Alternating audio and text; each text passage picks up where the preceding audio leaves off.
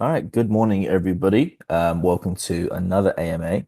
Um, so we've got a lot to cover this time, as we've had so many incredible announcements over the last week or so. Let's kick it off. So what we'll do is start off with each announcement, have a chat about it, and then we'll get into your questions. So good morning, Alex and John. Hey, Raj. Morning. On it. Cool. All right. So obviously the big announcement that we had last week, Immutable X. Um, I guess we can start off by asking, what does this mean essentially for Supremacy, and what are the benefits of this partnership to us? I mean, so there's quite a few benefits to us as a project. Exposure is the first one, and we've seen that. Discord's had quite a nice spike since the news was announced. It's also like a great network for John and I to be part of. So a lot of other GameFi founders and some really cool projects. So we've been networking with them ever since we started working with Immutable, which was quite a while ago. From a technical level, we can also plug in their order book into our marketplace and get bigger volumes and bigger exposure and awareness of Supremacy mechs. It also gives us an inroad into the GameStop marketplace, which is really cool news. For the in-depth technicals, I'll let John wow everyone. Oh, it's not that exciting to wow everyone, but so Immutable's one of the big old school L2s. They've been running around for a while.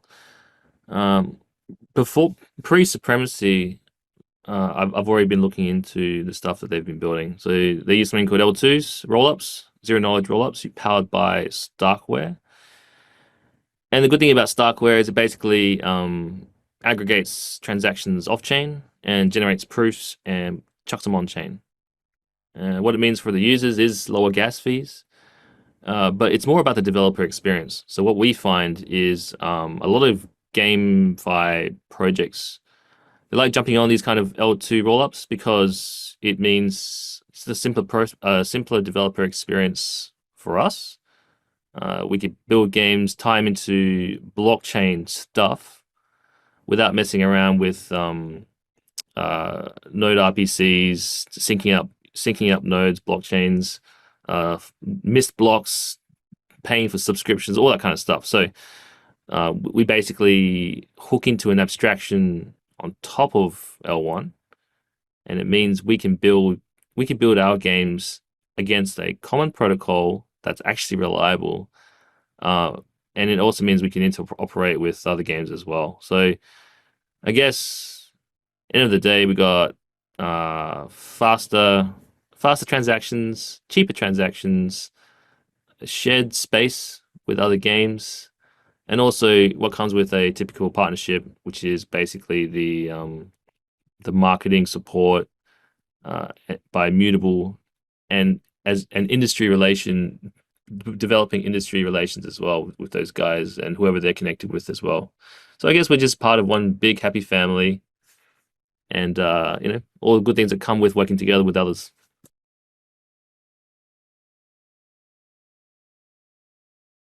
Awesome. Thanks a lot, guys. It seems like Immutable's, been around for a while, and really excited. So obviously we would have some technical questions that come along with it as well. So some people are asking how the subs are going to be working and the transitioning to ETH and how much that is.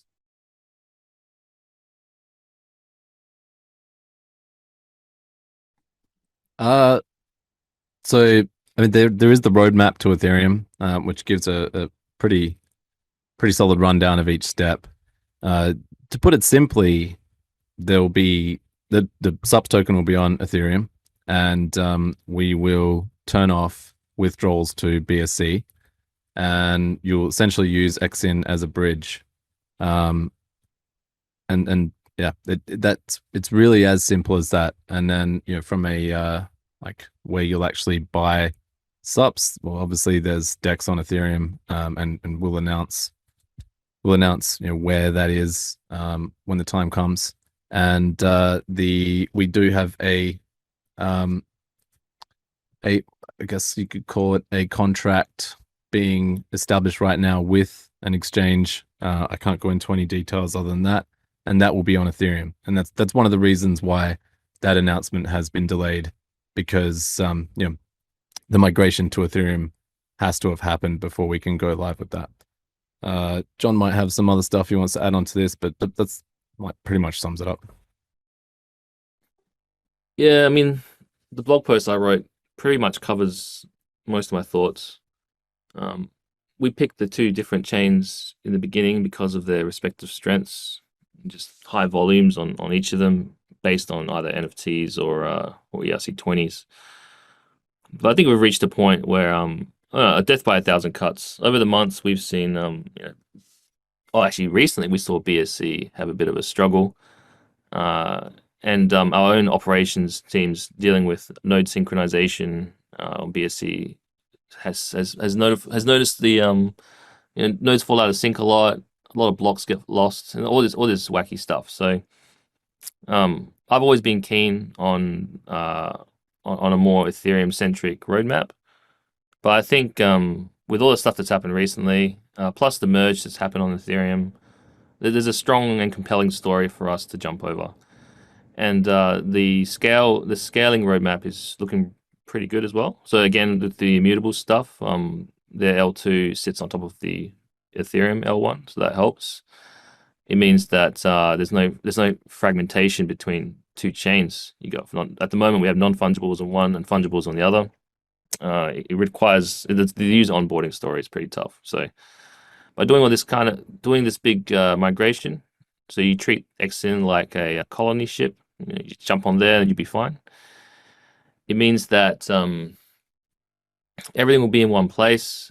The majority of our activity sits on XIN anyway. It's more for the people that want to enter, you know, OpenSea and all the swap protocols and stuff that we're doing this. So in terms of a technical challenge, it's not really. It's more of a social migration challenge. So we've prepared this announcement for a while. The roadmap's, you know, quite long. It's you know, over several weeks, several months, and you know, plenty of notice given to the community as well. So you know, the ultimate goal is to aggregate all of our assets across blockchains onto one, and also kind of look towards the future. So you know, I look forward to playing around with the immutable systems. There's also the other rollups like ZK Sync's MetaLab's ZK Sync. There's all the Optimism Arbitrum stuff. A lot of crazy scaling solutions coming forward onto Ethereum. So you know, it's good to be on the homestead or mainnet as they call it. And yeah, that's pretty much it.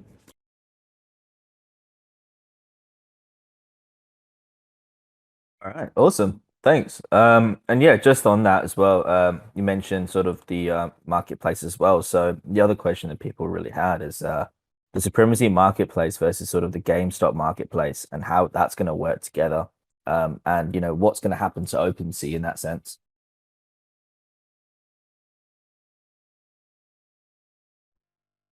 So OpenSea at the moment, I believe they announced a partnership with Immutable, but the majority of volume still sits on Ethereum. XIN Marketplace will always be the place of volume for Supremacy, but we'll be tying a lot of our stuff into Immutable's global shared order book. And what that actually means is that non-Supremacy users can actually access our NFTs. So people will be able to purchase mechs basically from XIN, but they will have no idea what XIN is. And what happens with that is you just get a huge boost in volume and a lot more users, you know, speculators too, I suppose. But ultimately, it serves its purpose of growing Supremacy and it's not direct marketing, but just having more eyes on the project, filtering through other marketplaces like such as GameStop, just means better as a whole for Supremacy itself.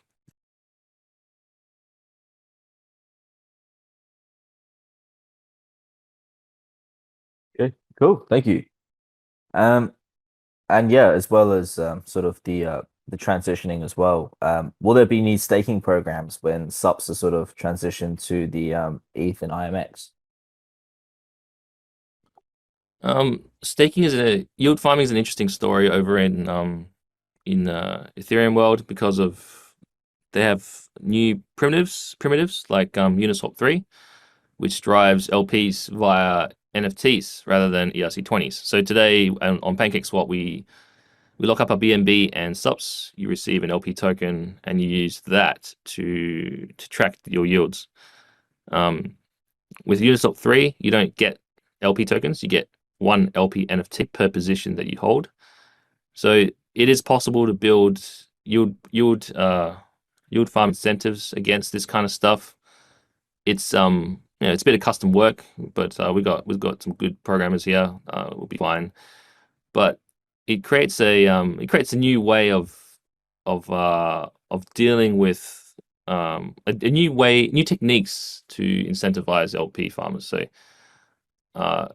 it's pretty much on the cutting edge. The alternative is to use the old school Uniswap V2, but we want to see what we can do with the V3 stuff. Yeah, stay tuned, I suppose.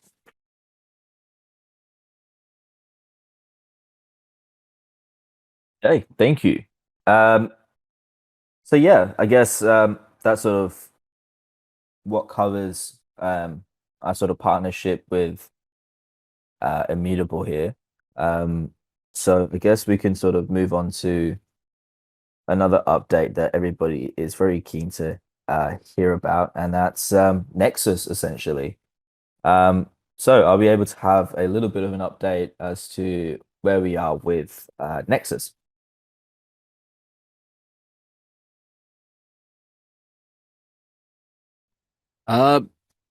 Yeah, so Nexus is not far away, at least from the proving grounds. We almost got it deployed on Friday for testing, so there's still some more stuff to come in. I would say you'll be able to test Nexus with us this coming Friday, by this Friday, definitely. There's a ton of new features coming in. It's just like when we took the battle arena down and we brought it back, it's 4 to 6 weeks later. It was all a blur now. It was a brand new game then, as will this be. So there's a lot of stuff to cover when we talk Nexus, and there's more than just new mechs. There's new systems, new mechanisms, new features. The whole queuing process changes. The way you support others, Gab's abilities is changing. It's going to be a huge update.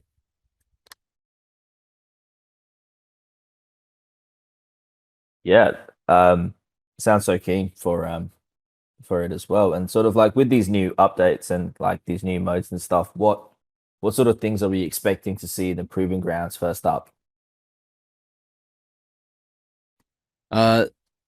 So the big one for me is the queue change, right? So right now you go to your list of mechs and you press queue, and you get put into a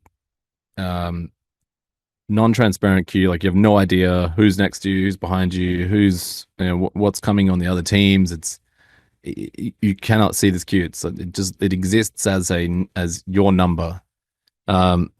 With the new system, we have multiple arenas, so we will definitely launch with 2 arenas, maybe 3, depending.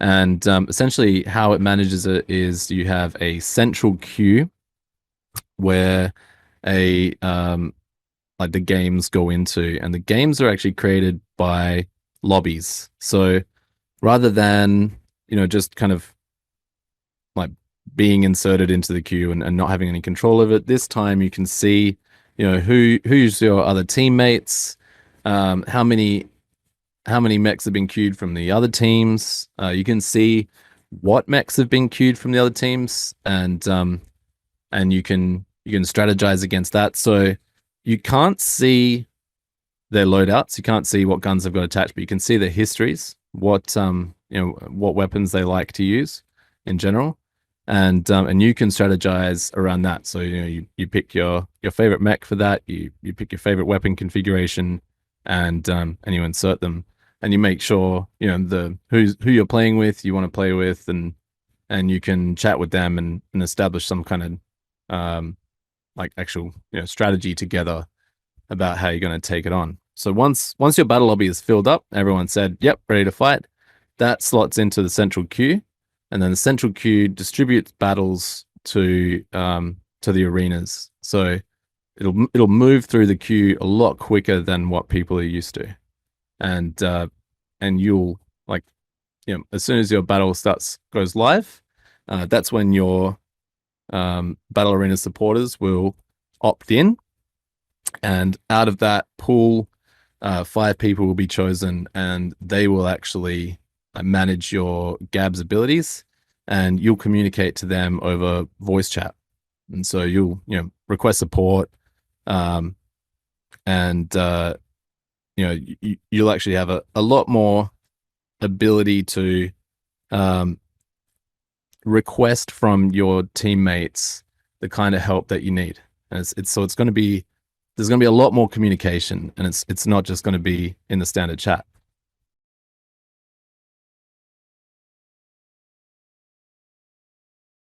Wow. Okay. So yeah, so much to look forward to that. And we're hoping to get that out by at least by this Friday on Proving Grounds. Is that right?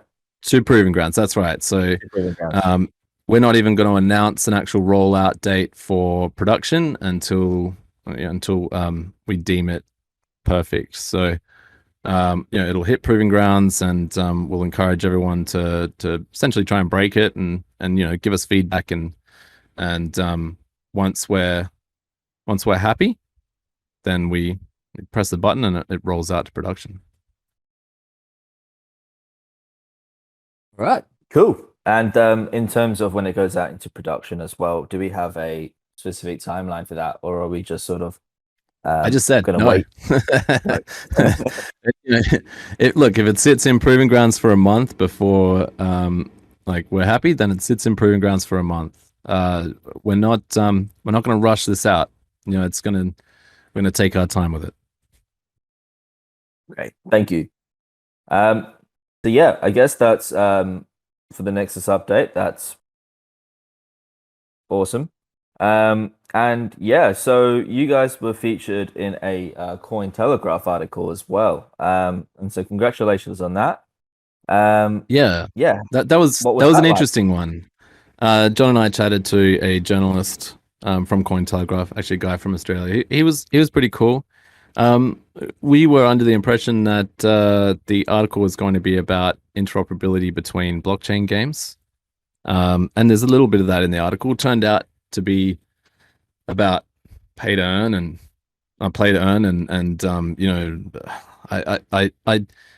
I must have said something that they found compelling about the concept, which, to be honest, was a little bit frustrating, because I think the headline is something like Australian Games Studio. Let me find it. Where is it? Unemployment solved by GameFly. Yeah. GameFly could be the answer to unemployment for some, which, like, for some is such a weasel word. I mean, for some basically means, people in countries with a very low cost of living, which, when you juxtapose that against Australia, is like, it just, it comes across a bit naive, from my personal perspective. It's I guess what happened is I told the journalist about reading about how Axie Infinity had disrupted the job market in the Philippines, and I thought that was really cool. I never said that was sustainable, or like that's you could expect that for the future. it is really cool. You know, why work a crappy job in a warehouse or in a cafe when you can just play games all day? I mean, that's the dream, right? Is it actually somewhere we can get to in a sustainable way? You know, there isn't just a kind of like you jump on a popular project, you do well for a bit, and then you have to go find a new project. You know, I can't even speak to that. I think the ability for games to have real economies and have actual value and like intrinsic value that you can actually, you know, cash out or build upon. I think that's absolutely possible. I think EVE Online proves that, but I don't think you'll, you know, be able to quit your job as an engineer to play Star Atlas.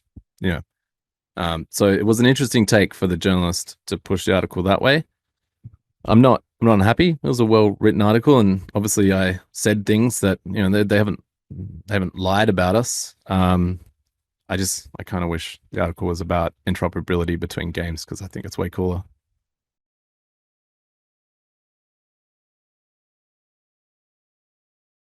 Okay, cool. And yeah, otherwise, you know, it was a really good article to sort of read.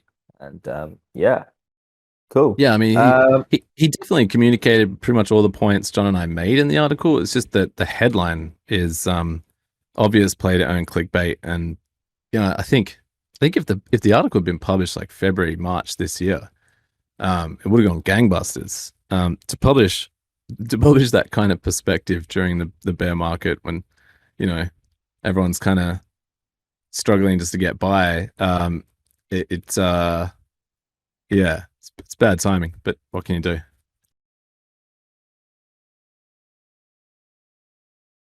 Okay, so yeah, all right. So with the updates as well, we've got obviously Supremacy World as well that is there too. Are you able to kind of give us an update onto that as well, and maybe any updates on Genesis? So I prefer to show, not tell.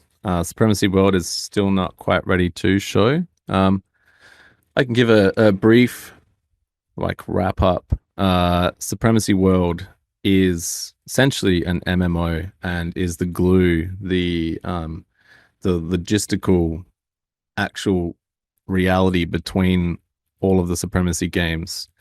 It's going to be a pretty awesome announcement, but we're not gonna make that announcement until we can actually show some stuff, which will be very soon. We're not far away. As for Genesis, the Genesis mechs, I don't know if it's common news yet, but Genesis mechs are getting an upgrade. But they're not just going to be rolled out. That's going to be something the factions will actually have to work towards. I think Reese kind of leaked Genesis 2.0. I believe there's a Zaibatsu head that was shared. That was a direct concept drawn on one of our 3D artists' notebook. So the information is definitely out there, but yeah, people should be ready for that announcement.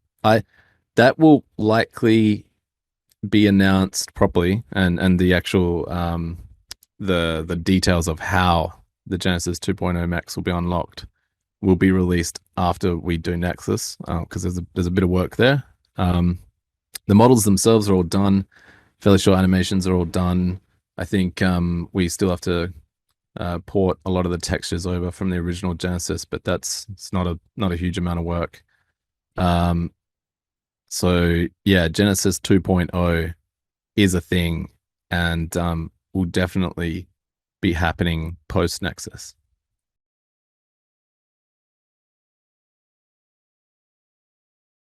Okay, awesome. Thank you. I think we can start tackling some of these questions now. Yeah, let's do it.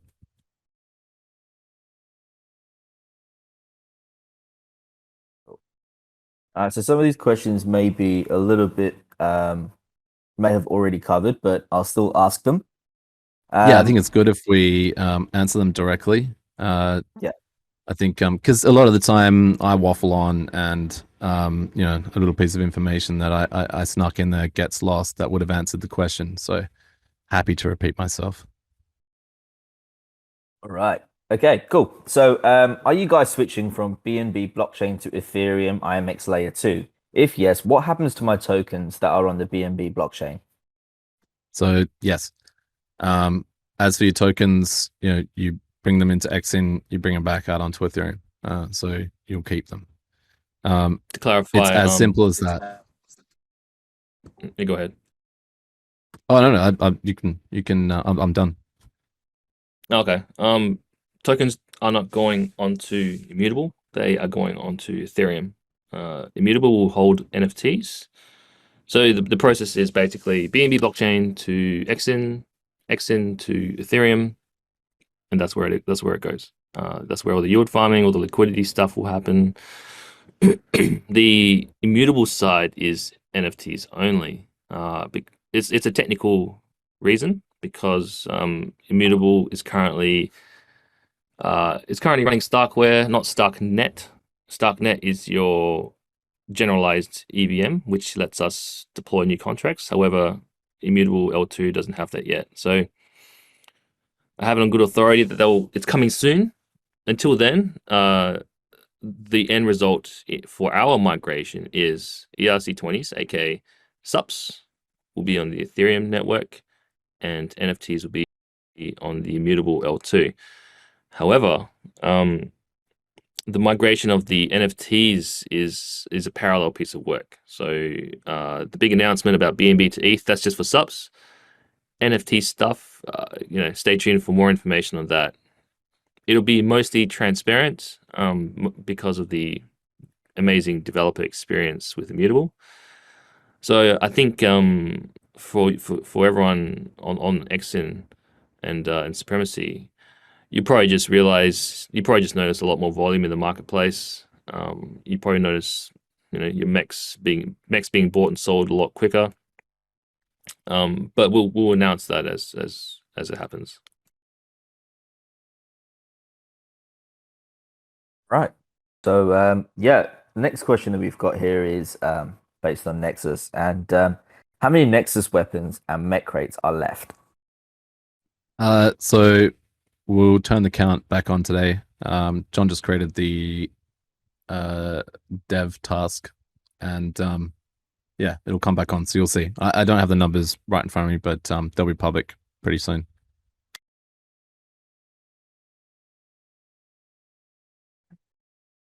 So, next question is how does Supremacy compare to Metalcore? Oh, okay. Look, I don't want to make any shots at Metalcore, so I will just kind of list my personal opinion. I think the Metalcore team are amazing. I met them in New York. It's very obvious that they are heavily inspired by BattleTech. I think the founder is actually one of the people who worked on MechWarrior 2, and that's really clear from their gameplay. It feels more like a Web 2 game to me. I don't even think you can actually bring your NFTs in yet, so they haven't kind of solved that problem. They probably need X in. And that's cool. Supremacy is absolutely a Web 3 game. And it's not a Web 2 game with crypto stamped on. We don't just integrate the blockchain.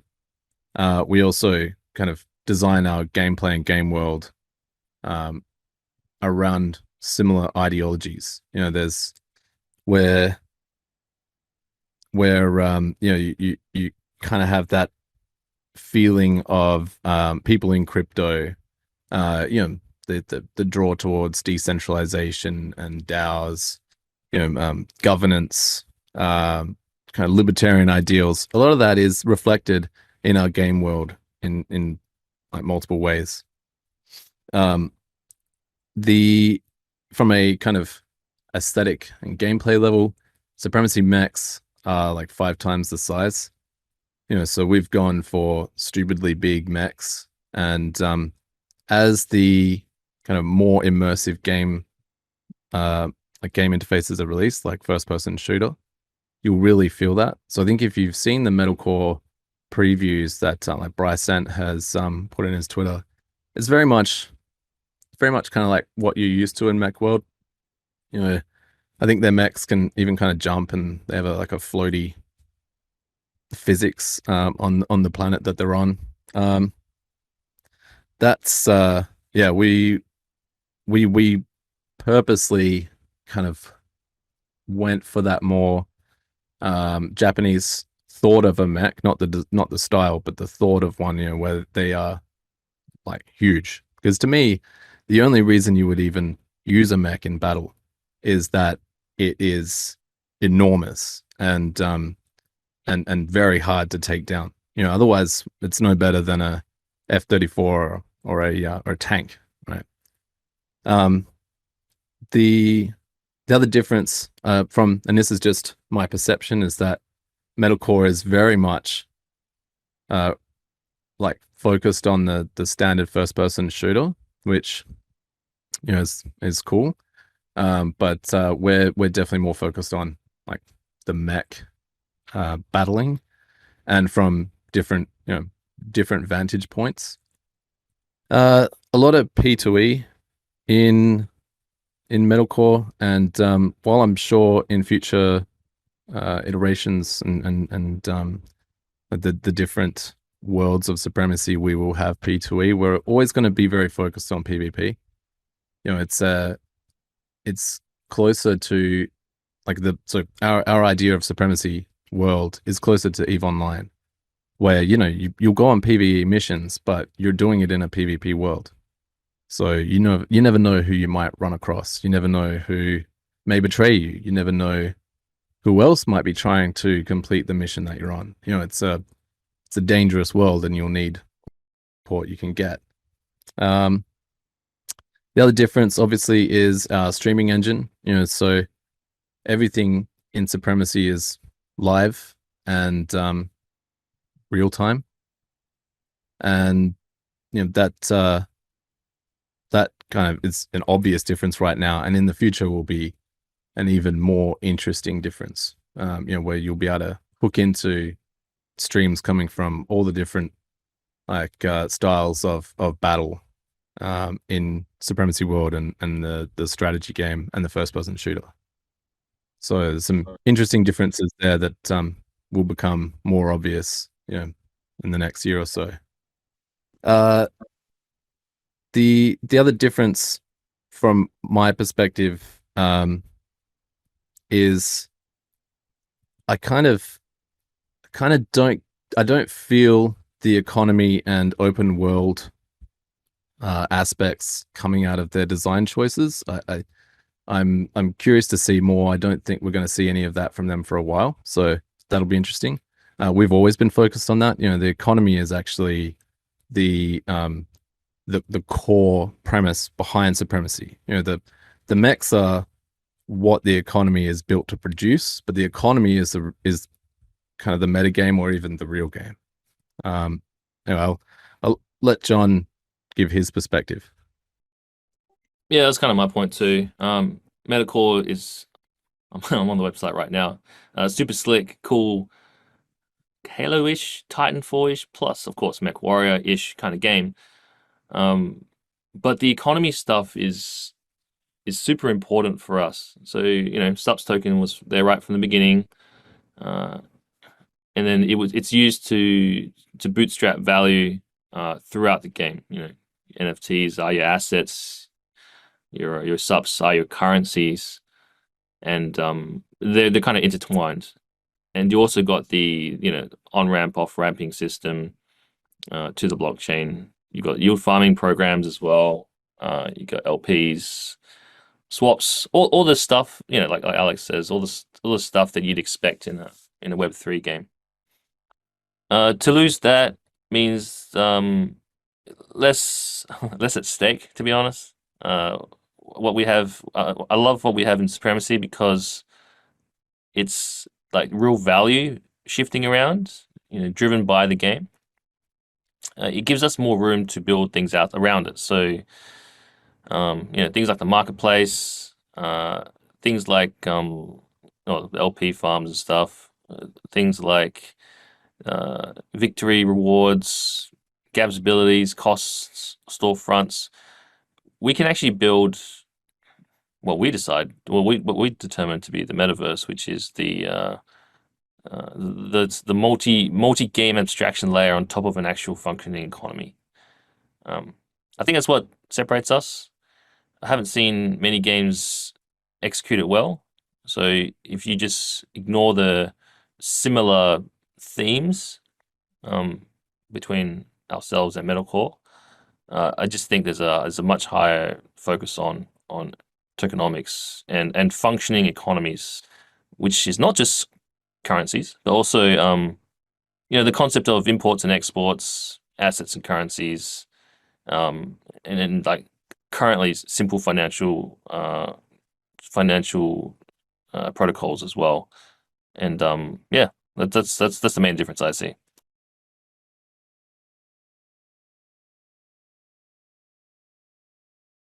I do also want to add that when our mech first person shooter comes out, you'll see like an actual massive difference in gameplay too. Like there's really, like, we obviously share some concepts in common with them, but the executions will be vastly different. I'm not going to go and say ours is better, but it will be different. And I think when we're at that point, the comparisons will kind of stop.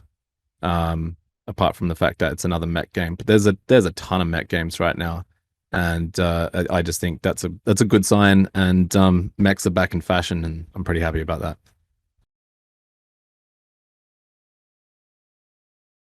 Thank you. Okay, so next question we've got here is how will the renting system work? Will it be set up percentages or splitting the rewards, or pay subs to rent a mech? So there's multiple varieties of mech.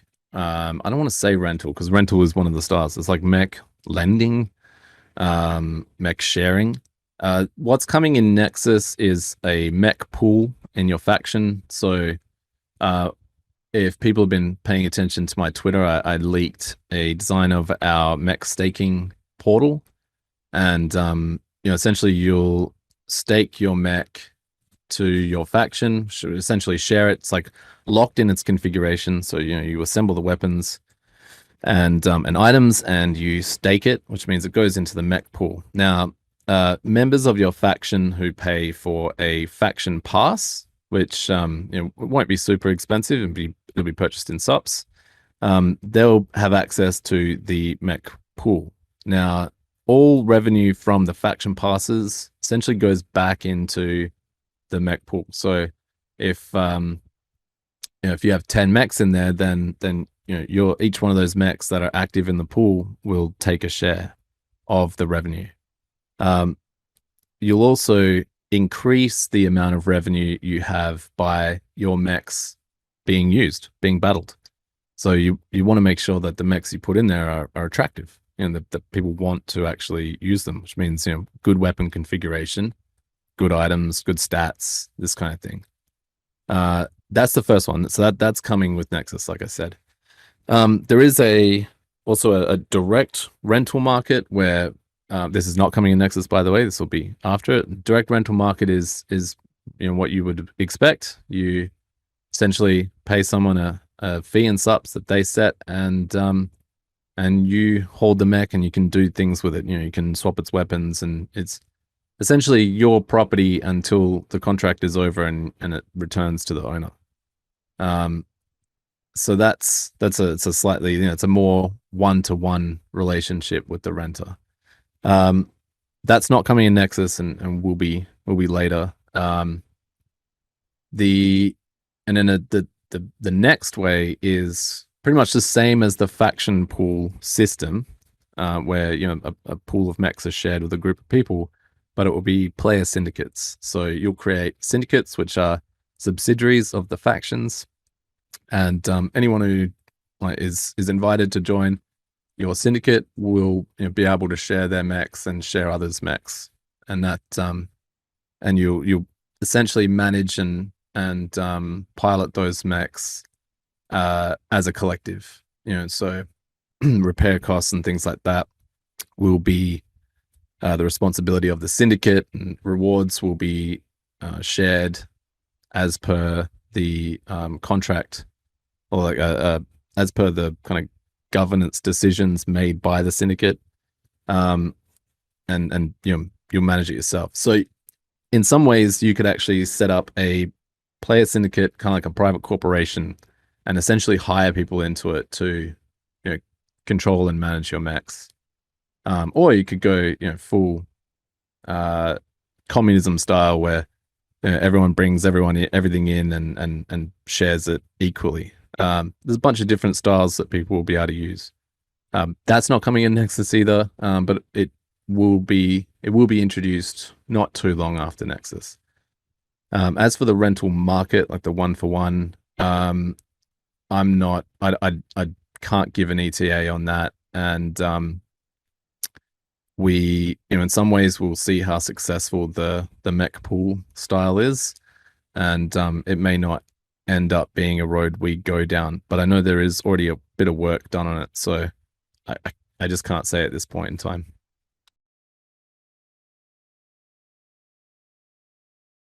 Brilliant, thank you. And guys, remember, if you've got a question and you want to come up on stage, just raise your hand and I'll let you in. But yeah, if we've got no one that wants to speak, then we'll just carry on with the questions. But yeah, pop your hand up and I'll let you in. So we've got some questions that are a little bit more technical based here by Prothril. So Yeah. how are our subs going to be transferred to L2?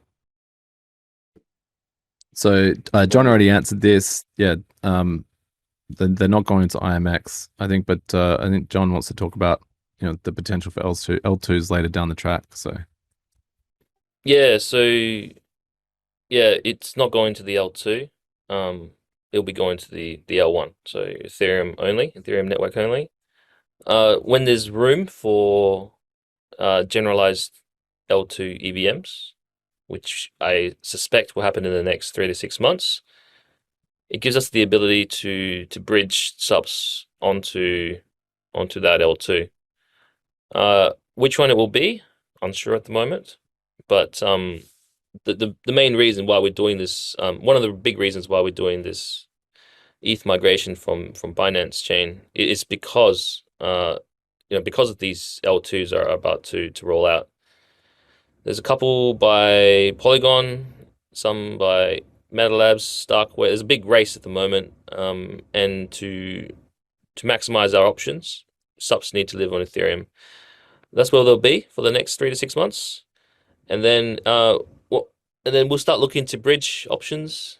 But that won't impact the players too much. It'll impact subs holders on the Ethereum chain. But if you're on there, you already know what you're doing with regards to bridging on L2s and stuff anyway. In terms of interacting with Immutable, perhaps purchasing NFTs with your subs and all that kind of stuff, that'll be through for now.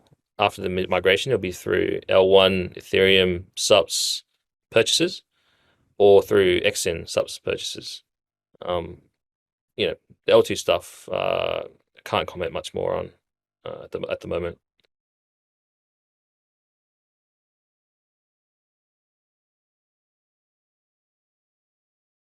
Okay, cool. And are there going to be royalties at L2 markets, and what percentage when can we move? Royalties I can't really comment on too much at the moment. In general, royalties on OpenSea are kept to a minimum. These are for NFTs, mostly because the amount of revenue you get as a contract owner for royalties is pretty small, unless you're like, unless you go gangbusters and have astronomical levels of trades.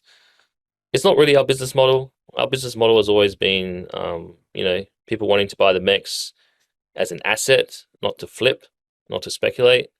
So for that, it's not conducive to royalties. Yeah, that's my position. Not sure. I'm not sure if Alex has anything to add. Yeah, I couldn't have said it better myself. I'm pretty sure we're like 0%. We don't take royalty now, so I can't see us changing our minds on that. Like John said, the actual revenue we would gain from it is fairly small. So it's it doesn't make sense to change to bring in royalties.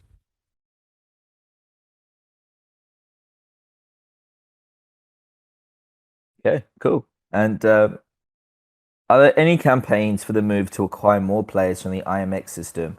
And will that be with or after the Nexus release? I mean, there's always campaigns to bring in more players. Obviously, the new Nexus release fixes a lot of the user experience issues of the current system, which means quicker entry into battles, a more like a more immersive version of playing abilities, and with the mech pool, a easier inroad to actually being able to kind of enter with a mech. So we wouldn't do any kind of hardcore campaigns at this point because it'll be the onboarding story with Nexus is a lot smoother. So yeah, we're definitely kind of focusing on the Nexus release and launch as a inroad for more players.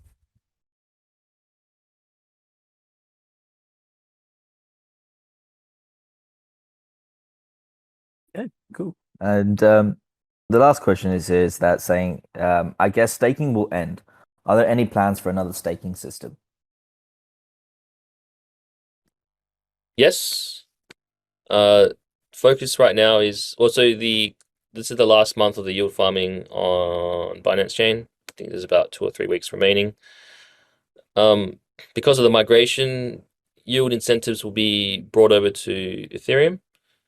As to what they'll look like, like I mentioned earlier, there's a bit of dev work by our smart contract guys, working out how to best incentivize LPs through NFTs, through Uniswap V3. It's a bit trickier. It's a bit more fun. But yeah, we've got if you look back at the white paper, we did set aside a bunch of tokens for yield incentives. We still have a large chunk left, and they will be used for these incentives. Outside of that, I mentioned last time, I'm pretty keen on some cool gameplay benefits using LP tokens. As to what that will look like, stay tuned and we'll release information over time.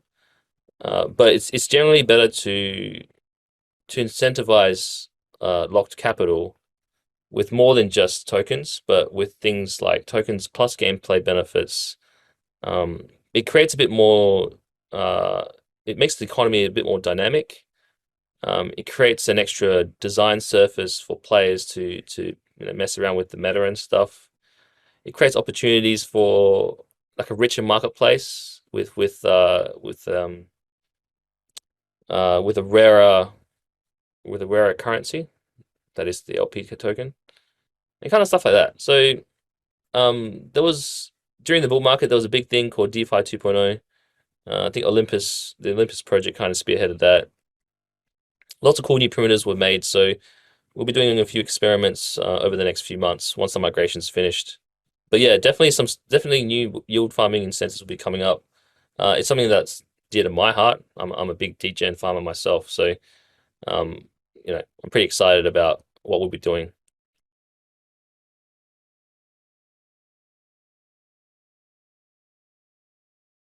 Awesome. Thank you for that. Right. So if you've got questions, guys, please raise your hand and I'll let you in to speak. But yeah, as always, we'll just carry on with the questions here. This one's a bit of a loaded question here. Now, recently, Supremacy teams adjusted mech's parameters, range, speed, etc.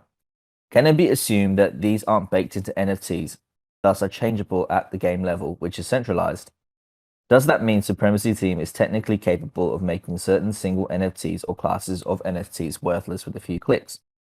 Are there any ideas on decentralizing decisions on mech parameters? Yeah, I mean, I think we've actually addressed this in previous AMAs before, but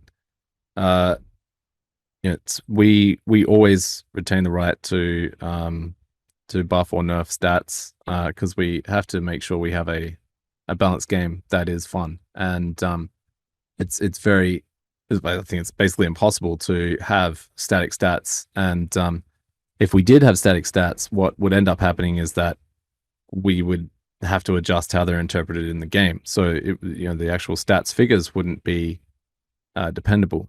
That's just game design, and what the NFT gives you is ownership. It is yours. You can take it out, you can sell it, you can do whatever you want with it. As for how it functions in the game,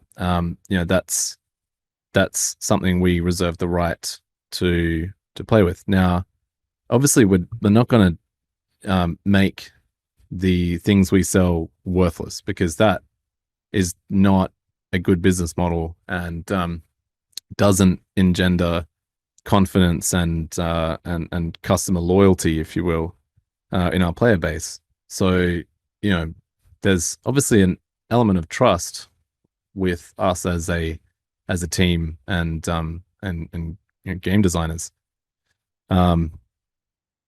So yeah, whilst like with the kind of ideology around NFTs, it would be a really cool thing to have an locked in like stat sheet and mechs. It doesn't make sense from an actual game play perspective, which is always more important, and the success of the project relies on a really fun and well balanced game. So yeah, unfortunately, that is the compromise that needs to be made. It's probably worth talking about incentives too. I mean, as the developers of Supremacy, we're incentivized to make sure Supremacy is an amazing game and will stand the test of time. To tweak stats to make a mech worthless, it's probably not conducive to our incentive. Tweaking stats so that mechs are overpowered, means also isn't what we want. And we need a game that's balanced. Otherwise, players just won't be interested in playing. So ultimately, there will be stat tweaks, there will be balance changes, but that's only to make the game last longer and be more sustainable. And over a long enough period of time, it does mean that the asset itself will grow in value. Maybe, not advice, but it does. It's important to know that we're working on this not because we want to pump your NFTs or dump your NFTs or your token. We're working on it to make it grow, and I think if you just keep that in mind, all of our decisions made over time will reflect that as well.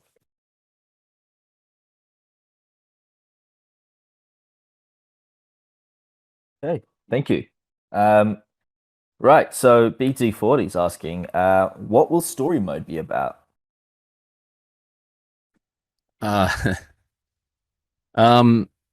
Story mode is a long way away and will be explained further in detail. I would say that there is no cohesive answer to that question at this point. So stay tuned. And there's no way I would even attempt to answer that question without Morgan in the AMA too.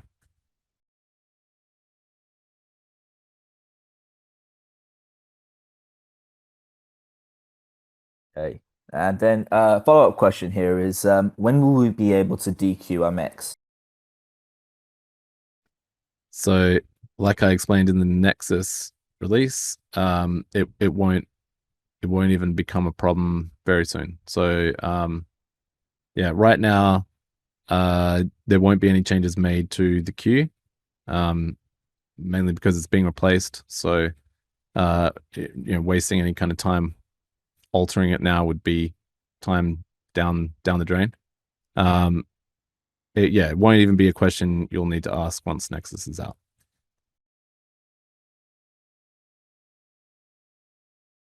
Great, thank you. And we've got another question here from Fox Saber.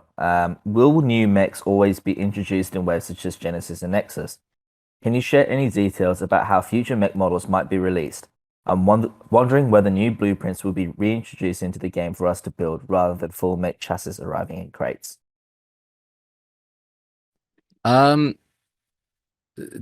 there's like a big answer to this question. It's kind of multi-tiered. There'll always be new mechs coming. There's room for a ton of different mechs, and when the grand strategy game and MMO, when they're introduced, then we'll have full mech production facilities, and blueprints will become the one of the most valuable items within the game. Now, mechs produced in factories will have downsides compared to your NFT minted mechs, which we'll go into further detail later down the track.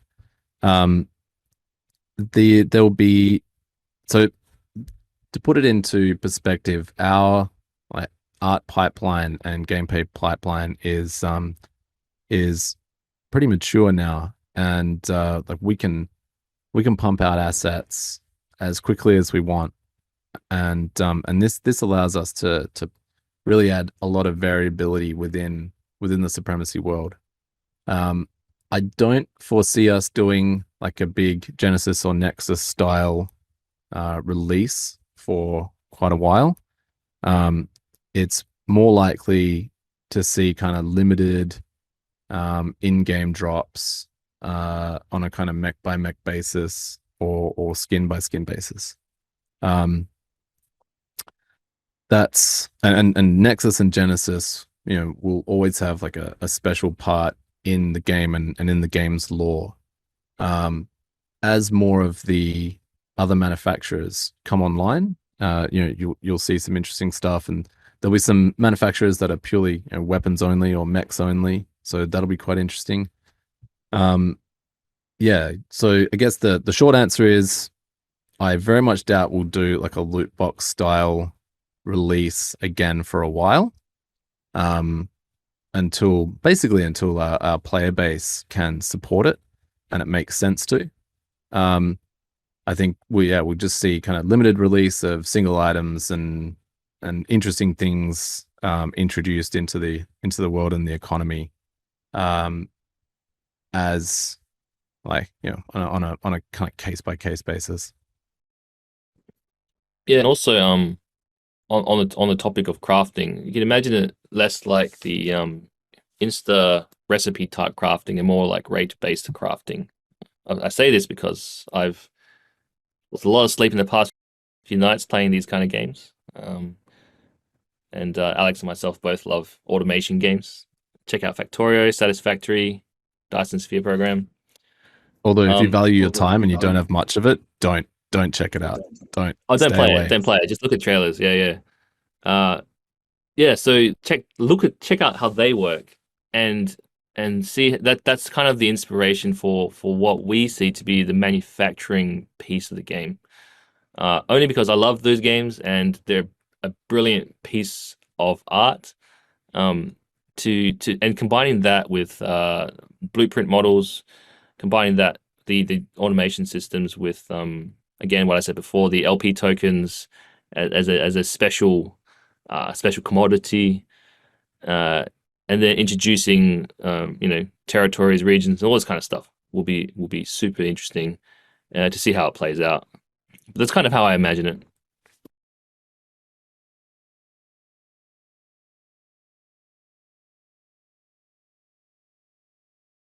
Yeah, thank you. Another question that we've got here, Alex. Can we get a fix for the BA lag?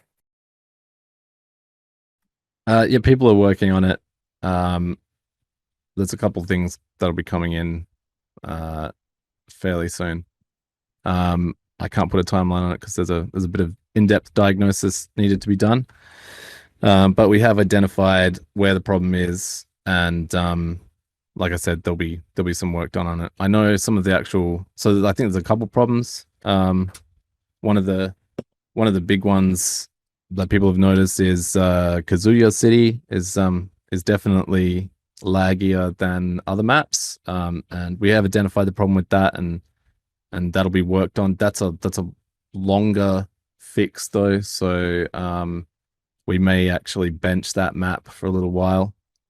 I'm not sure, but stay tuned.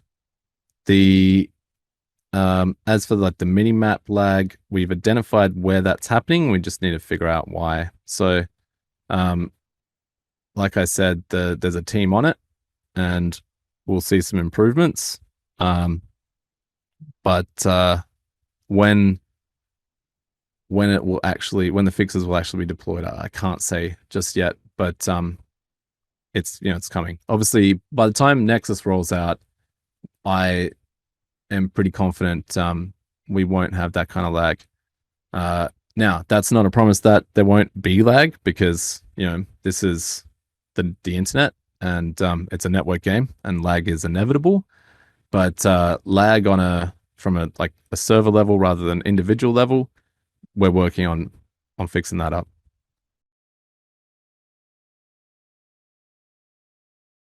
Right. And so, John, what happens to the subs that don't get migrated from XN to BSC in time? Yeah, so this is one of the risks of migration. We created a. That's why I mentioned earlier that the roadmap itself was quite long, even though there wasn't too much involved. It's because we want to give everyone time to discover the requirement for bridging over. So we've marked down the 30th of June, 2023 as the final date that you can deposit your subs into XN from Binance Chain. That's 9 months. For tokens that remain outside of that after the 9 months, we will have to. The general rule is that they will circulate Binance Chain forevermore, and will take on a life of their own without any shepherding by the Supremacy team. This has happened a few times in the past in crypto, where people just take tokens and create a new community out of it, use it in their own systems and stuff. But on a case by case basis, we can assist. We are a business. We do have teams of people to provide support.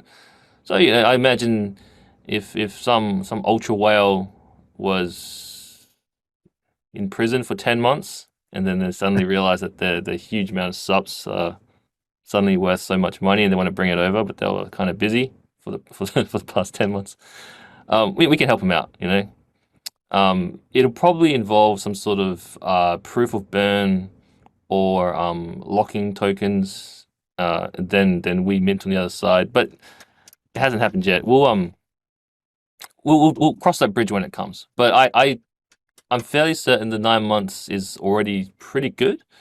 We've got a lot of. I've had a lot of DMs sent to me already, just making sure that they're on board for the migration. So it's not too bad so far. I'm pretty confident that the majority of people will move across without incident. And for the stragglers, we'll help them out. It just requires on-chain proof, and whether or not it's a large enough amount to make it worth the poor guy who was stuck in prison for 10 months. In terms of LPs, like in the blog post, they're sitting in Pancake at the moment. You get your LP tokens from Pancake. The users, the Binance Chain users will have to break them back into BNB and subs, and then chuck the subs into XN. Same process, just an extra step in the beginning. I guess at this point, I can just say, if you need help, you can message me. I'll help you out. Support team can help you out as well. It's pretty straightforward, but when you do it for the first time, it's pretty intimidating. So yeah, we want everyone to shift over safely and smoothly. So if you got concerns, just let me know.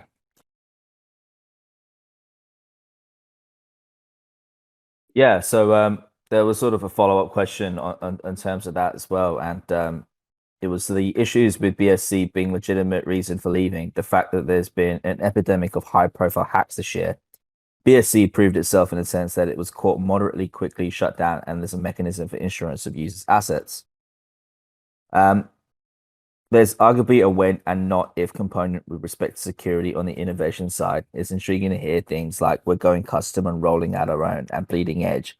But what mechanisms will there be to shield users in the event of a security breach? A security breach can mean. Oh, sorry, Alex. Go ahead. No. You go right ahead. Security breach can mean a lot of things. A lot of high-profile hacks in the past decade of crypto, so it's hardly new.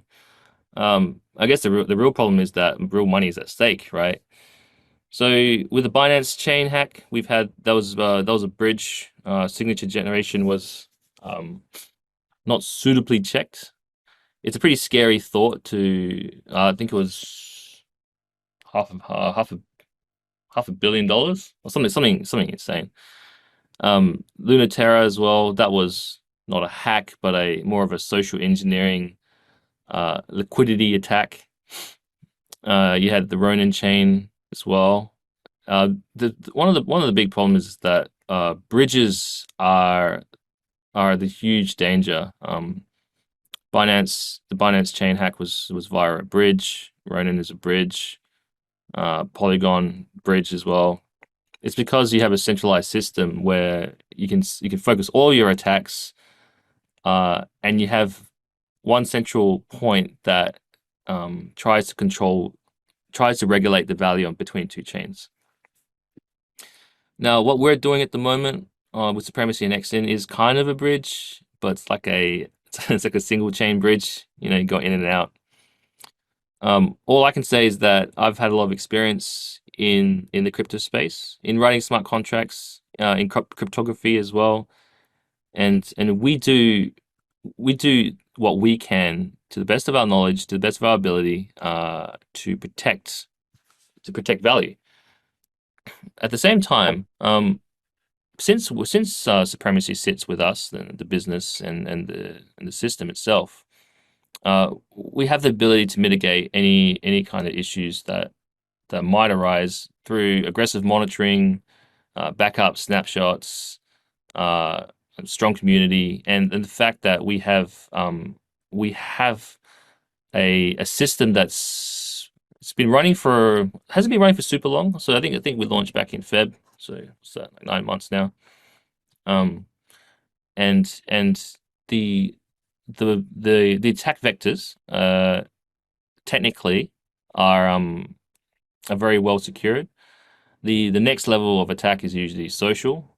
That's a little harder, but again, mitigated via just good process, education, and common techniques that you typically use to secure your servers. So all I can say is that the risk is always there. Everyone is always constantly under attack, but it's a well-developed industry with documented hacks. We've got our smart contracts audited as well, and we have a stupid amount of dashboards and alerting systems that let us know when something unusual is happening as well. So yeah, that's all I have to say on this. Anything else, Alex?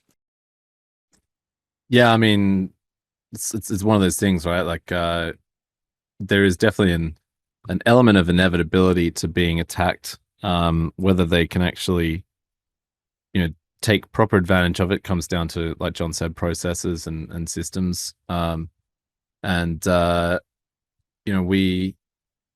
We've definitely gone above and beyond in making sure it's locked down. I think the best thing that kind of protects us is like automatic shutdown when something strange has been detected, and it's fairly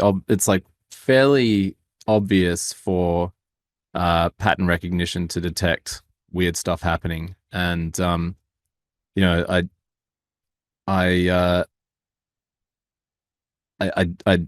we just kind of have to keep focusing on it, and we have some very dedicated ops people here who are always thinking about it. You know, it's kind of the two things that we always have to think about, and as a constant moving target, is obviously crypto related hacks and just exploits in general, and then bots. You know, we're constantly working to mitigate the impact of bots and make it harder to run bots on our systems. Yeah, it's I guess you just have to have confidence that we have people here who are dedicated to focusing on the problem, and it's their full-time job.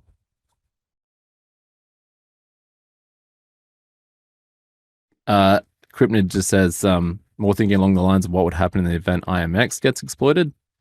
I mean, it's a centralized system, so I would imagine that they would have processes in place to you know, shut it down, revert changes, things like that.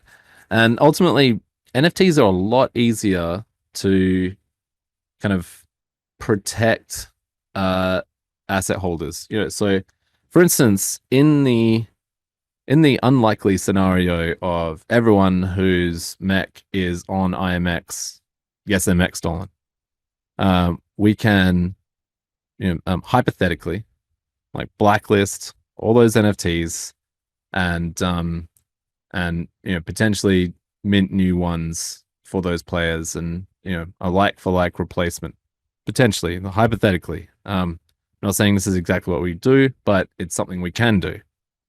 You know, in the event that something like that happened, we would absolutely move as quickly as possible to protect our players.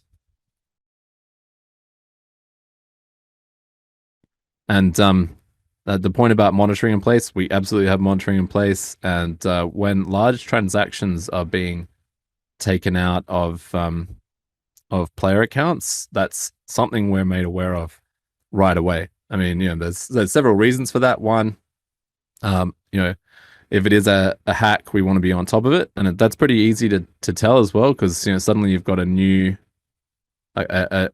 user footprint doing something strange. So, you know, different IP address than they've ever used before, maybe different browser, you know, bunch of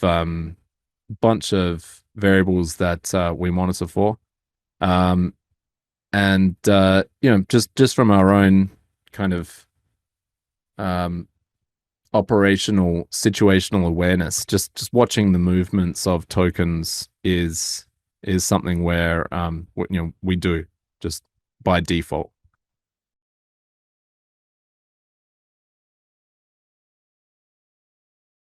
Okay, thank you. So yeah, guys, if you've got questions, please raise your hand. We'd love to hear from you. But otherwise, as always, we'll just keep on answering the questions that you guys have written down. So yeah, Alex, so will Supremacy's marketplace allow cross-syndicate mech purchases?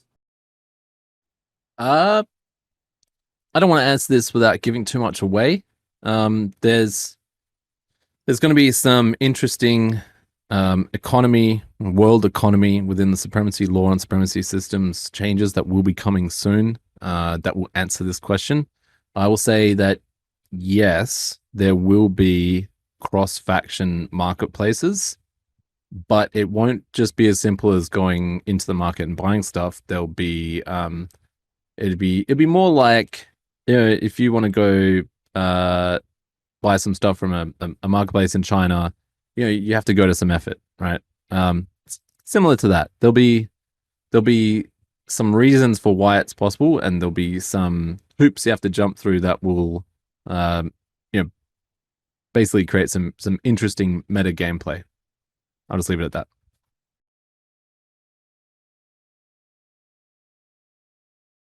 Right. Okay. And another question is more on a proving grounds scale. So, what would you like the people who are on proving grounds to focus on when it opens back up again?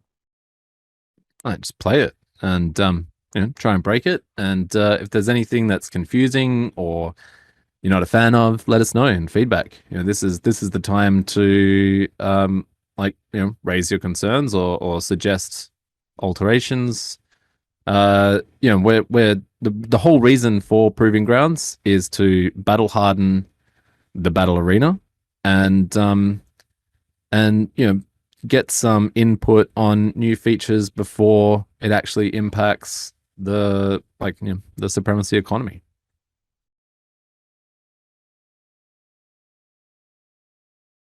Okay. And in regards to sort of the mech stats again, are they going to be sort of reset when Nexus comes out? I mean, reset's an interesting word. There's definitely going to be some changes, and you'll definitely see like movement changes, speed, things like that. Like there's some big changes coming.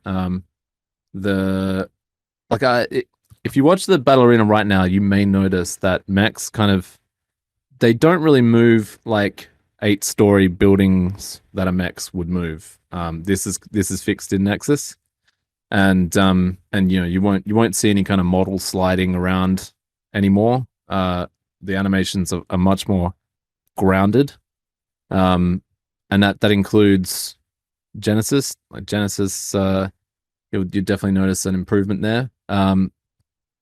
The actual size of the mechs and their the gravity around them and the kind of the like sound effects and just general impression will be noticed. As for like weapon stats and things like that, there'll definitely be some tweaking there. There's a ton of new weapons coming in, and like balancing all that is gonna be fun task for Morgan. As for like tweaks with Genesis, I don't think you'll see a lot, but we have to make sure that the Genesis mechs and their weapons are not outclassed by the Nexus. So yeah, I guess what I'm saying is maybe.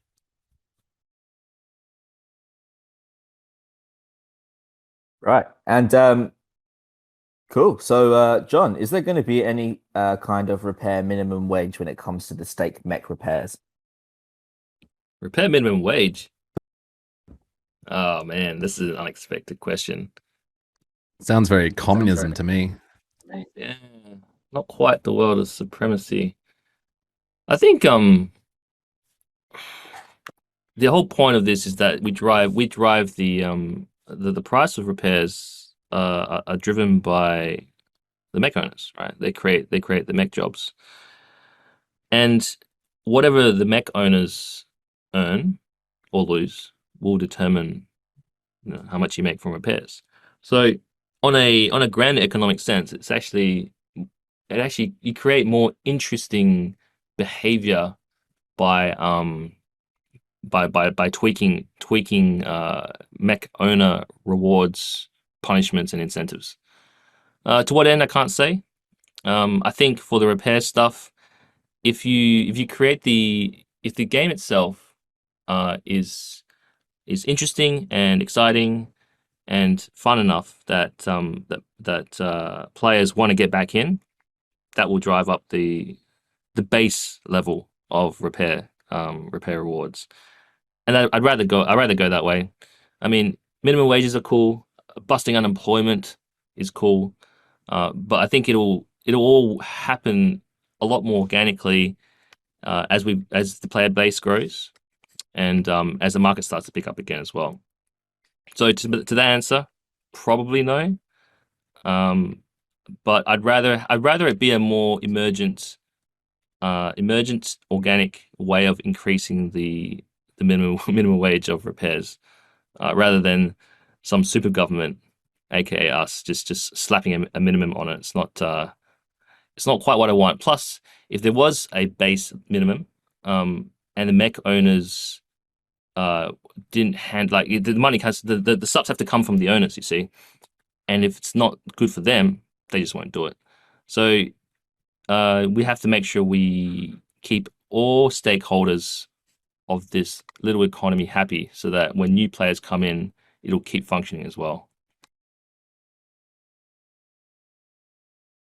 So I just I read Kilroy's follow up, which is that he's talking about staked mechs in the pool. If the mechs are rented by the system, does the system also set the repair reward? So that's not how the pool will work. Everyone who has access to the pool, so faction pass holders, they'll be able to repair the mechs themselves. They'll be able to put the mech into their own repair bays. Obviously, the mech owners will still be able to send mechs to repair. Everyone will be able to send them to repair at their cost. It'll be up to the factions how they manage that. The if your mech is damaged and it actually it won't be available for placing into a battle, and it won't earn any revenue share. So there's an impetus to get it repaired, and it is something you can kind of enlist your fellow your fellow faction members to assist you with. But there's no kind of automatic outsourcing of repairing or automatic repairing of mechs in the pool. That may change.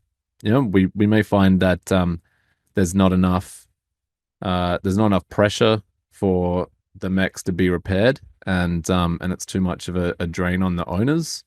But at release, that'll be the way it is.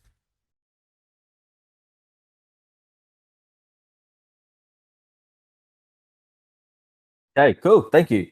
And yeah, so are there any plans for an option to move mechs via the main screen? It would be nice to see the world while playing instead of watching dots in a mini map. I guess that needs time. Yeah, the desktop client is in progress and is not too far away. I don't have an ETA at this point, but it's definitely incoming, and commanding mechs will absolutely move to the desktop client, and you won't do it through the minimap anymore. So that's on the verge of at least alpha release. I can't see any more until probably a week or two, and we can establish some loose ETAs. But work on it is progressing very quickly, and you'll have seen some leaks on my Twitter with just like the isometric view being managed from a desktop networked client. So yeah, it's in the pipeline, and you can trust me when I say that I want it out as soon as possible, because it's gonna absolutely change the way mechs are commanded, and the improvements to the gameplay is going to be tenfold.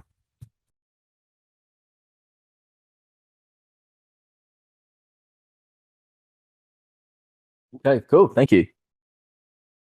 So this is just a follow up to Veron's question, and he's saying, with the mech stats, he meant more the battle history. You mentioned win rate could matter for players to choose my mechs from the syndicate pool. Will you reset the battle history so we all start with equal win rate? I don't want to lock us into anything at this point in time, but we'll definitely do a kind of seasonal, a seasonal change. Probably less of a reset and more of a kind of new track for stats.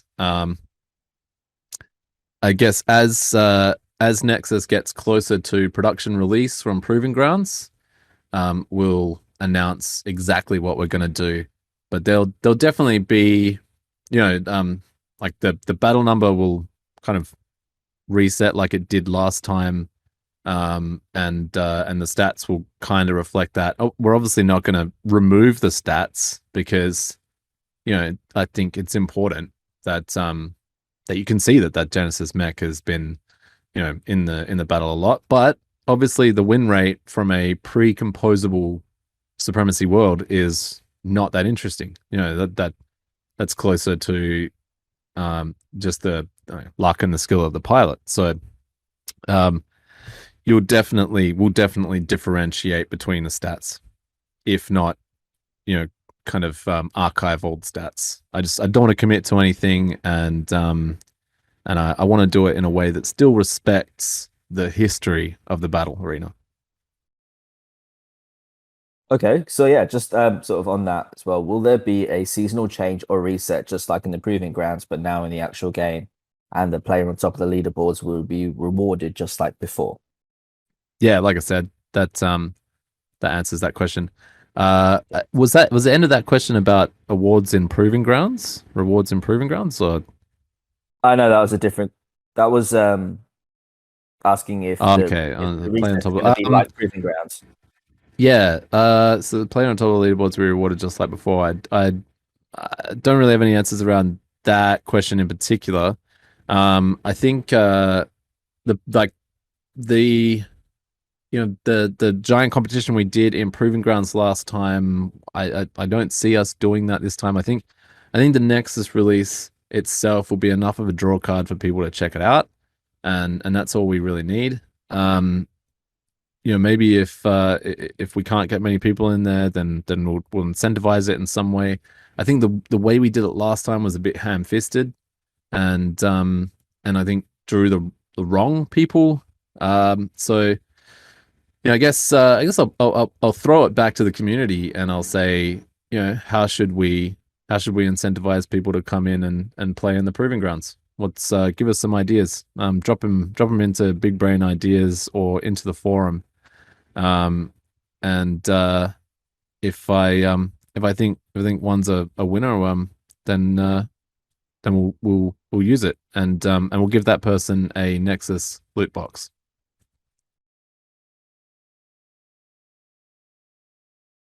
All right, cool.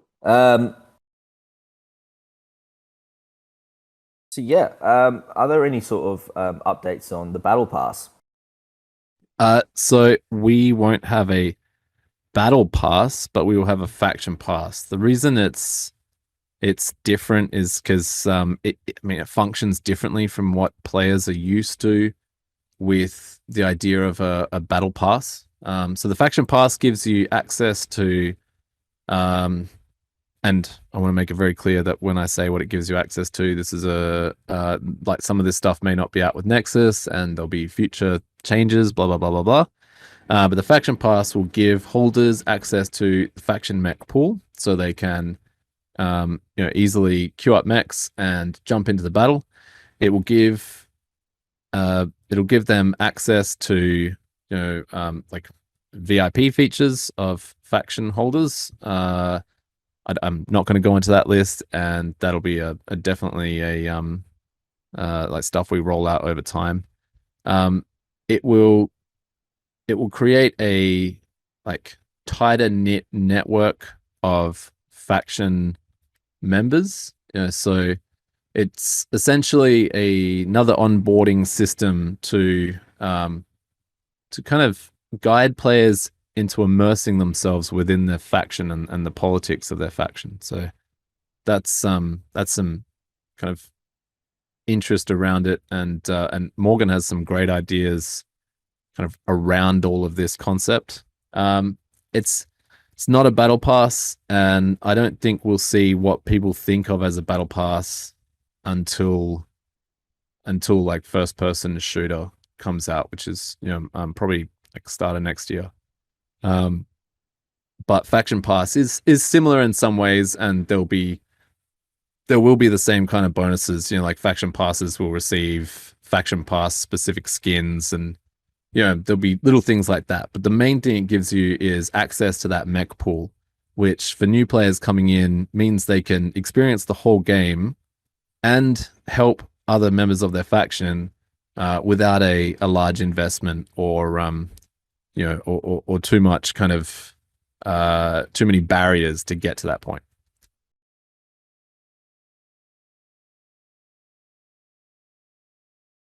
Cool.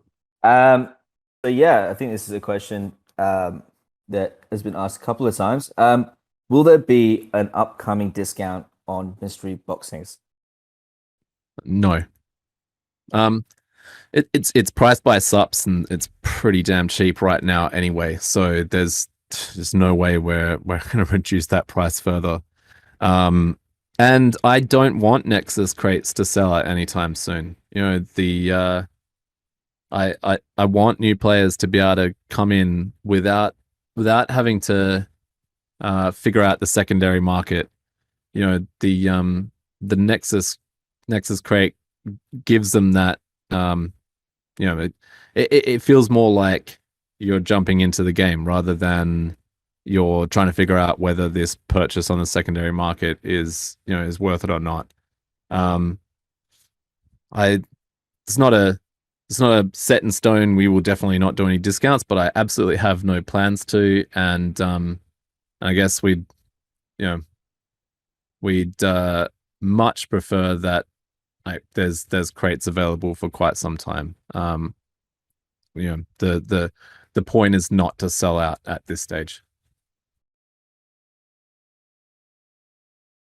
Awesome. Cool. Thank you. Yeah, guys. Keep your questions coming up into the channel, or raise your hand and come in and speak. Yeah, like I said earlier, we really do like to hear you guys talk as well. So yeah. So just coming back onto that sort of immutable partnership, and I think you briefly sort of explained it at the start, but what are the sort of things that you're excited for and expected to sort of come out of this partnership? Yeah, that's I actually am pretty buzzed about being part of the immutable community, and we actually were trying to get this AMA on their Twitter Spaces, which would have been really cool. But I think we'll see things like that, like us doing AMAs in their community, and we're going to be pretty aggressive at connecting with other project founders. Where we really truly believe that there's enough space in this, in this genre of games, if you will, for all of us to work together. And like I tried to say in that Cointelegraph article, the promise of interoperable games is something I'm pretty passionate about, and the immutable partnership and access to that founder community is a big part of making that a reality.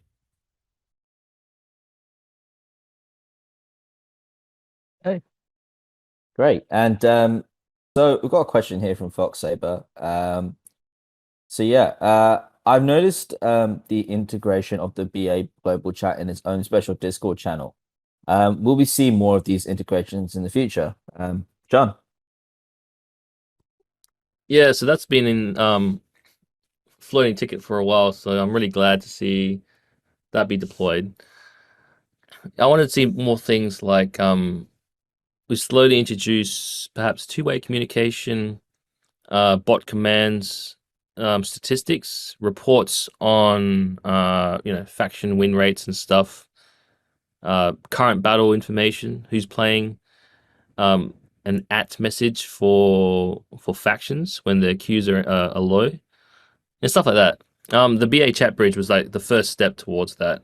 So the framework is there, and we'll slowly put more stuff in. I think we just wanted to show the people in Discord who were not currently in the battle arena, just seeing the activity that goes on over there. But the chat operations is something I think is really cool. I've written several chatbots myself, so yeah, just constantly adding stuff to the chatbot over time is what I expect to happen.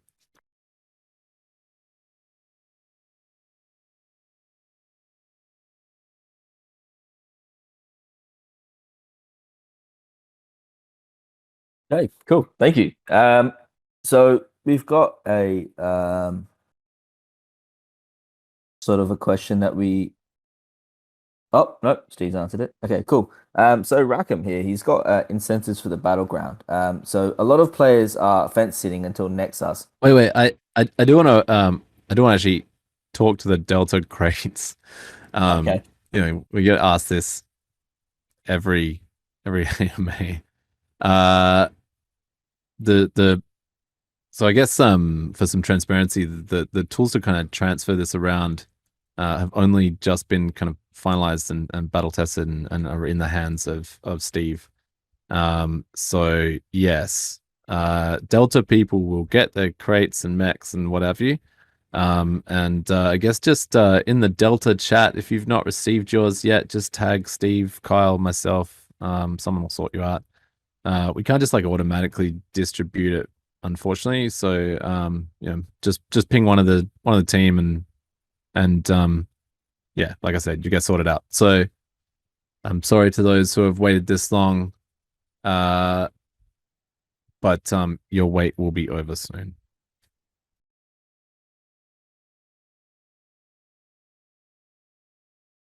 Okay, awesome. Thank you. So yeah, this question sort of for the both of you as well. Are there any upcoming trips or interviews that we should be looking out for? We are off to London for NFT London, and John and I will actually be talking there. So that'll be cool. Nothing else kind of like that I'm aware of or can talk about at this point. Obviously we're gonna be out there more and more. But there's a lot to focus on at home right now with all this new stuff releasing. So we kind of have to balance it, which is a constant struggle. And I also have 2 babies at home, so every time I travel, it's a there's a cost to it. So hopefully nothing around Christmas. But like I said, we're getting out there more and more. So there'll definitely be stuff announced within the next month or so.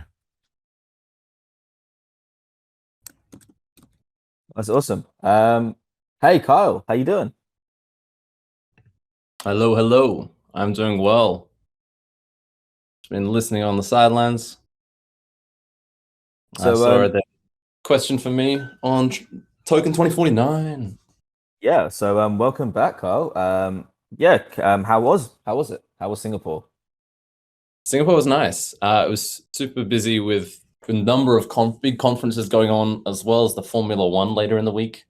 I did not get to see any Formula One cars. I was too busy at networking events.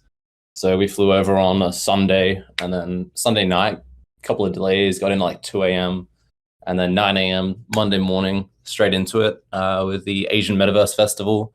So that was hosted by a new group that's been building up across the Southeast Asia. They're a Asian Gaming Metaverse Association. So got to meet some good contacts there and chat with them about joining their sort of association and the network. A lot of the benefits from these events is joining these alliances and networks of other builders and project founders and other projects building in this gaming and metaverse space, so we can connect and learn with them and grow with them and share some of the network effects of being a part of those ecosystems, as much as the benefit of Immutable as well is joining a part of that network. They grow, we grow. Rising tide lifts all ships kind of thing. But every night that we were there in Token 2049 in Singapore, we're attending either a conference throughout the day or big focus was these evening side events. So a lot of the great things that happen at these conferences are these really niche side events. So day one, there was a State of GameFi event, which was really great. And so I got to meet some of our partners there, a couple of new potential partners. Day two, we went to, it was the Games Night Mixer hosted by Immutable. So got to meet some of the guys there, again from Immutable, touching base. We're about to close in on announcing the partnership. So great to see them in person. We had a couple of meetings on Monday with them, with their business development team, a partnership team, and then just mingling with them at the Games Night Mixer. I also got to meet Kieran Warwick from Illuvium, which was really cool. Good to chat with him. He was non-stop all night, surrounded by all his Illuvium fans. But end of the evening, got to have a bit of a chat with him. So good to meet him. Chill dude. Delicium and Tatsumiku were also there. two games that have recently joined into the Immutable ecosystem. So again, just meeting people part of this ecosystem and this network that we're growing into more and more. And the next day, Wednesday, was Token 2049 conference kicked off. That was the main event was 2 days long. So I got to stroll around there. Made a couple of great games starting up. They had a couple of demos going, just closed system Unreal Engine demos. Looks nice. It'll be a while till they're live. So that's generally the state of the game ecosystem of the games I meet out there. I did get to meet the team from Harvest and play their game. So I got about 20 minutes of game time. They're running a couple of live tournaments, closed pre-alpha, MMORPG, esports style games. So that was cool. And yeah, overall, the event was just really important to, again, meet with Immutable X as we're closing in on that. We'd met them previously in Paris. I had dinner with them, some of their team, and then John and Alex also met up with them in Korea. So we've been meeting Immutable as we progress this partnership while we've been out on these trips. Just growing that connection and relationship with them. But yeah, again, at the end of the conference now, just a bunch of networks, a bunch of people to meet and chat with, a few exciting partnerships to chat through and tap into some, combine these worlds of game development. So one of the great games, partnerships that I'm chatting to that we're going to get to closely soon is with Elixir Games. So they're a game launching platform. So I've been chatting with Carlos, met with him a few times. So excited to go proceed with that. And then, yeah, not long now till we head over to NFT London, where John and Alex are speaking on NFTs and gaming. So that's going to be pretty awesome.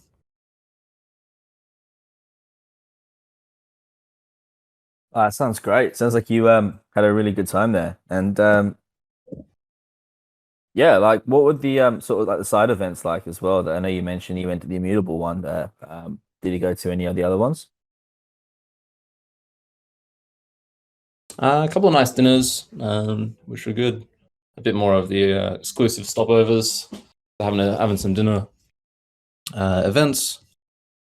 But predominantly these are just sort of two of the night events were at this retro arcade bar, and they were specific gaming meetups again for gaming projects, guilds, and partner like incubators and growers and all this.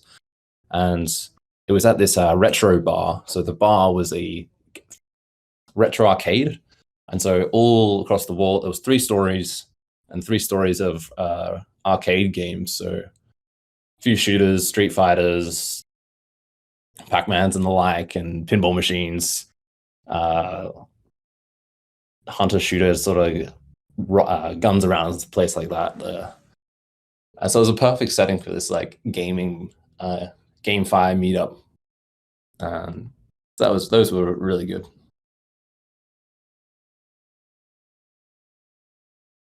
Brilliant. Thanks for that, Carl. So yeah, guys, if you've got questions, please put your hand up if there's a question for absolutely anybody about the game. But yeah, so we've got another question here from Fox Saber. And I think this is my Battle Arena inbox is full of junk mail. Any chance we can get some tools to help clean this up? Will there be any changes to how this in-game mail functions? John. Yep. It's cluttering pretty much everyone's inbox. I've always wanted a archival, hide when read kind of tooling. It's in the pipeline, and the devs will be working on it probably over the next 2-3 weeks. So unfortunately, it's a it's quality of life improvement. The current sprint is towards the Nexus deployment from Proving Grounds, but yeah, there's a whole bunch of tickets on this kind of stuff that we're introducing. So it's been noticed, it's been recorded, it's been tracked, and it will be worked on shortly.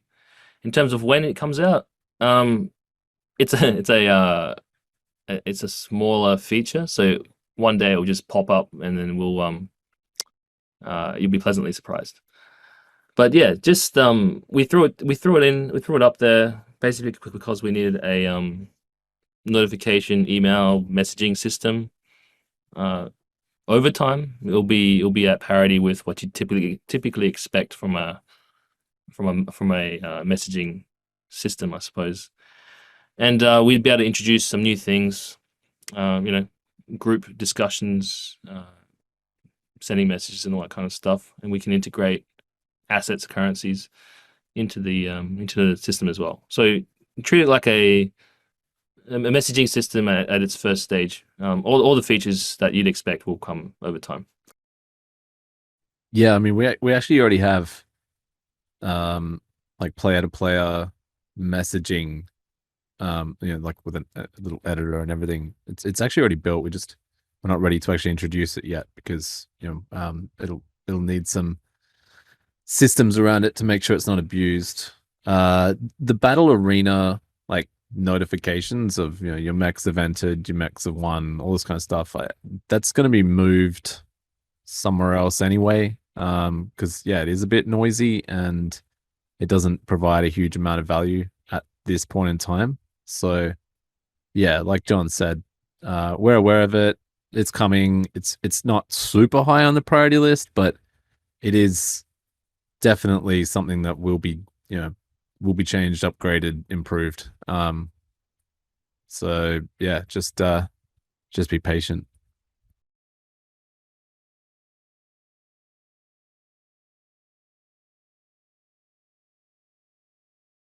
Okay, cool. And then we've got a question here. Since the release of Cloud 9, how many citizens have perished watching their favorite game? Oh man, I don't think we're actually tracking that. That's really sad. We should have been. I'm gonna say a lot. Let's just go a lot.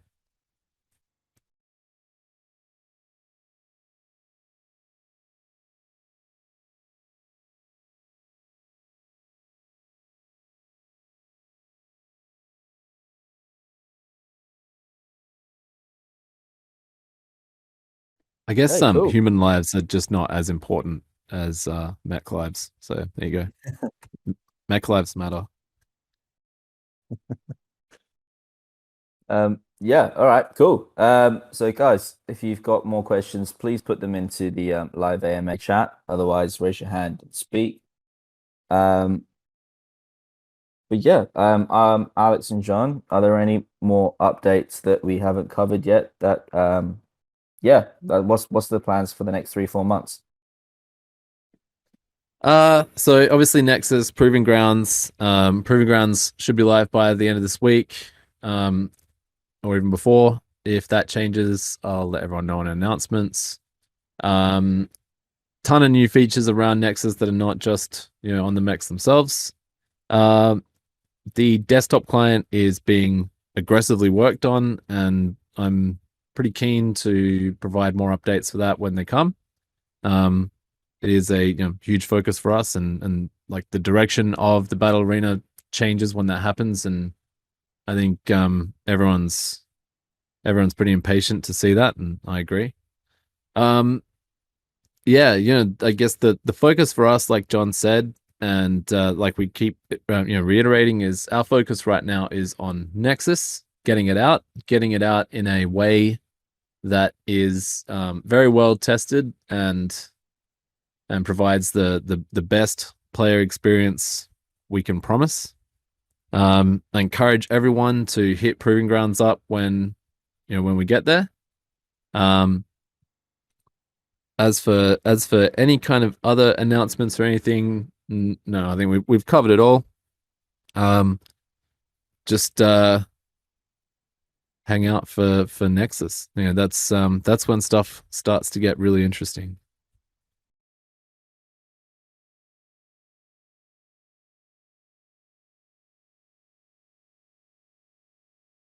Okay, brilliant. Thank you. So yeah, we don't have any more questions in the chat, and yeah, if there's anybody that wants to come up and speak, you can do so now. Otherwise, yep. No, Okay, I think, cool. oh, I yeah, don't know if this was touched on. Sure, go ahead. Sorry. I don't know if this was touched on, but is Genesis 2.0 a direct upgrade to the Genesis 1.0 mechs or separate chassis? It's a full upgrade. So it is a like massive enhancement to the current chassis and designs, and you know it's going to make all Genesis holders very happy, very, very happy.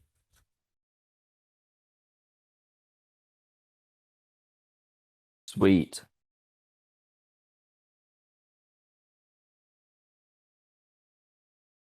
All right. So yeah, I think that was the last question. Cool.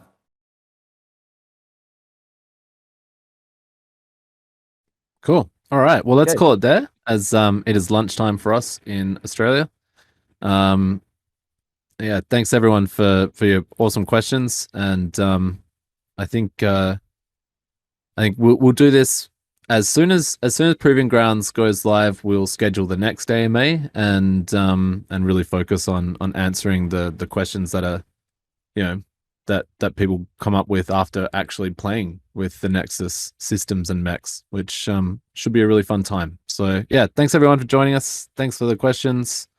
If you've got any more, just tweet at me. I'll answer them on Twitter, or even in Discord. Thanks everyone. Bye. Thank you. Thanks everyone. Yeah, so this will be up within the next 24 hours as well. So if you've joined us late and you want to find out a bit more about a question that was asked earlier, you'll be able to do so. It'll be up on YouTube, and we'll share it through the Discord channels as well. Other than that, thank you so much, guys, and we'll see you for the next one.